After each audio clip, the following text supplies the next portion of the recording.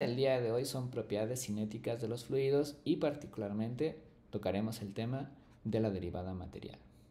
Primero vamos a pensar en los análisis que se hacían en cinemática o en dinámica en donde teníamos un objeto y se podía describir la trayectoria de ese objeto cuando era lanzado. Esta trayectoria se conocía y a partir de esta trayectoria o de la posición del objeto se podía definir tanto la velocidad como la aceleración. Lo primero que se tiene que hacer es definir un sistema coordenado que sea conveniente a nuestro análisis como el que se propone ahora. Con eso, nosotros podíamos determinar cuál era la posición del objeto. A esto se le conoce como el enfoque lagrangiano, en donde se va siguiendo cuál es la posición del objeto y con eso se puede determinar también su velocidad. Y también, si nosotros encontramos la derivada con respecto al tiempo de esa velocidad, conoceríamos la aceleración. Y esto lo hacemos porque reconocemos que la velocidad, que son vectores, solamente son funciones del tiempo. Esto para hacerlo en mecánica de fluidos es muy complejo, ya que seguir a cada una de las partículas en la que podríamos descomponer al fluido resulta muy costoso, por lo que se hace el enfoque euleriano, que es definir un volumen de control en donde vamos a conocer qué es lo que pasa dentro de ese volumen de control y permitirá describir todo lo que le pasa a las partículas dentro de este. Para esto mejor propondremos un ejemplo en donde tenemos muchas partículas que están sometidas a una corriente de un fluido que viene de izquierda a derecha. Si usamos el enfoque lagrangiano, nos tendríamos que fijar en una de esas partículas y seguirla a lo largo de toda su trayectoria y sabríamos que esta velocidad de la partícula depende del tiempo. Si quisiéramos hacerlo esto con un fluido, tendríamos que seguir analizando partículas y podríamos determinar que la velocidad 2 también es únicamente función del tiempo y así analizando todas las partículas hasta que llegáramos a la partícula n y sus velocidades son única y exclusivamente función del tiempo. Esto es muy caro, como había comentado anteriormente, aunque ahora ya se hace con técnicas computacionales. En la mecánica de fluidos tradicionalmente lo que se hizo fue definir este volumen de control. Y una de las primeras consecuencias que tiene es que las partículas que se encuentran fuera de este volumen de control no nos interesan. Y sí nos interesan las que están dentro y conocemos todas las características de la velocidad de lo que está pasando ahí adentro. Solamente que ahora esa velocidad no nada más va a ser función del tiempo, sino también va a ser función del espacio, es decir, de las coordenadas que nosotros definamos y en este caso podrían ser coordenadas cartesianas x, y y z.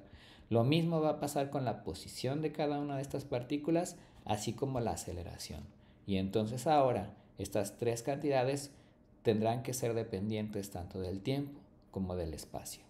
Esto va a conllevar que nuestras derivadas o los cambios que nosotros definamos de nuestras cantidades sean diferentes. En el enfoque lagrangiano, la derivada de la velocidad con respecto al tiempo es una derivada ordinaria. Sin embargo, en el enfoque euleriano esto va a cambiar y en el enfoque euleriano tenemos que considerar que existen variaciones tanto temporales como espaciales. A estos tres términos nuevos que aparecen al derivar y como se ven, las cosas tienen derivadas parciales porque se reconoce que la velocidad es función tanto del tiempo como del espacio, se le conoce como la derivada material. Esta derivada material utiliza un símbolo en casi todos los libros que es cambiar por una D mayúscula y con eso se sobreentiende que tenemos a estos cuatro términos. Ahora, ¿cómo se llega a esto? Para esto vayamos a hacerla todo el procedimiento y lo primero que vamos a hacer es definir un sistema coordenado. En este caso, para no perder generalidad, definimos que nuestro sistema coordenado está hecho por x1, x2 y x3 como las direcciones principales y cada una de estas direcciones va a tener su vector unitario asociado. En E1, que será un vector unitario que está asociado a la dirección 1, E2 y E3. Con esto nosotros podemos describir la característica vectorial de la velocidad, de la posición o de la aceleración. Entonces, recordando que tenemos unos vectores, nosotros vemos que la velocidad es vector y que está formado por las componentes, pero que depende tanto del tiempo como de la posición x1, x2 y x3. También nosotros podemos expresar a este vector como las componentes de cada una de las direcciones principales y esto va a hacer que tengo la componente en la dirección principal 1 multiplicado por el vector unitario 1, la componente en la dirección 2 multiplicado por su vector unitario y por último se hace lo mismo con la dirección 3.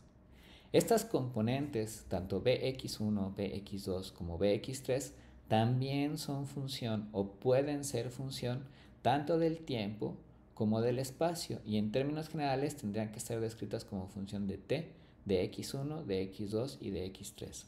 Ahora, ¿cómo serían esta x1, x2 y x3 en coordenadas cartesianas? Pues sería x1 sería el equivalente a tener la x, x2 sería la y x3 sería la z.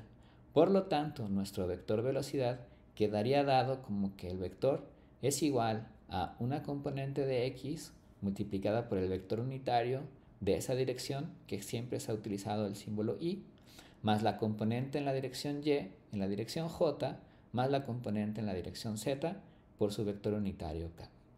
Esto es como para tener en claro de cómo es que se representan en coordenadas cartesianas, pero podríamos hacerlo en diferentes sistemas coordenados.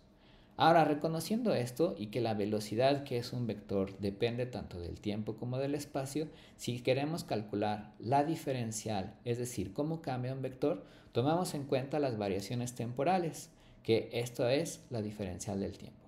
Son parciales y aplicamos la regla de la cadena, porque a partir de este momento vamos a tomar en cuenta las variaciones espaciales, primero en la dirección x1, después en la dirección x2, y por último tendríamos que saber cómo cambia el vector velocidad con respecto a la dirección x3. Si lo que se desea es calcular la derivada de la velocidad con respecto al tiempo, entonces lo único que vamos a hacer a este diferencial es derivar todos los términos de arriba por el diferencial del tiempo. Agrupamos a todos los términos, dividimos entre el diferencial del tiempo, y entonces vamos a tener que la primera derivada va a ser la derivada parcial de b con respecto al tiempo, la diferencial del tiempo entre la diferencial del tiempo. Y lo mismo se van a realizar con todos los otros términos, tanto lo que representa la dirección x1, x2 y x3. Hay que recordar que la derivada de b con respecto a x1, ese b es un vector, y la diferencia con respecto a la derivada de x1 con respecto a t es que x1 nada más nos está diciendo en esa dirección, no es un vector, ya solamente estamos derivando a una cantidad que podría ser considerado un escalar, porque ya no es un vector. Ahora, reconociendo que estas razones de cambio de x1, tendríamos que esa derivada de x1 con respecto al tiempo era lo que antes hacíamos en cinemática y en dinámica, derivada de la posición con respecto al tiempo. Entonces la derivada de x1 con respecto al tiempo es la componente de la velocidad en la dirección 1, v1, la otra es en la dirección 2, y por último, la derivada de x3 con respecto al tiempo es la componente de la velocidad en la dirección 3.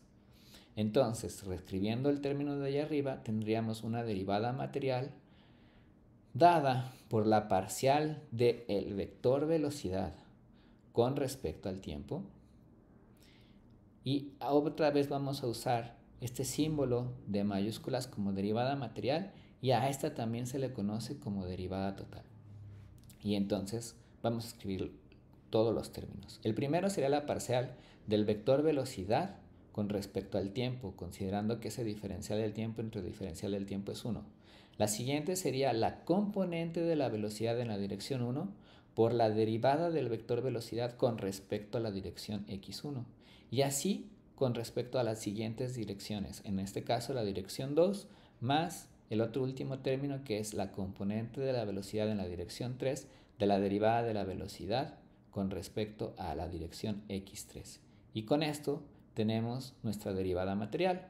Esta derivada material se compone por una aceleración, que es este primer término que se le llama como la aceleración local, que era lo que generalmente se usaba en cinemática y en dinámica. Y tenemos estos otros tres términos, que a estos se les conoce como la aceleración convectiva o la aceleración advectiva, que está asociado al cambio que sufre la velocidad porque cambió la posición. Y entonces en mecánica de fluidos puede haber problemas en donde se tengan aceleraciones cuando no existen variaciones en el tiempo. Por último, vamos a escribir la derivada material con todos los términos, pero en un asunto vectorial que también se puede encontrar en los libros, y esto es nuestra derivada material. Ahora, esta derivada material en mecánica de fluidos no nada más se aplica a vectores, sino también puede ser aplicada a otras cantidades, en donde beta puede ser un escalar, puede ser un vector, y vamos a seguir utilizando esta misma derivada material.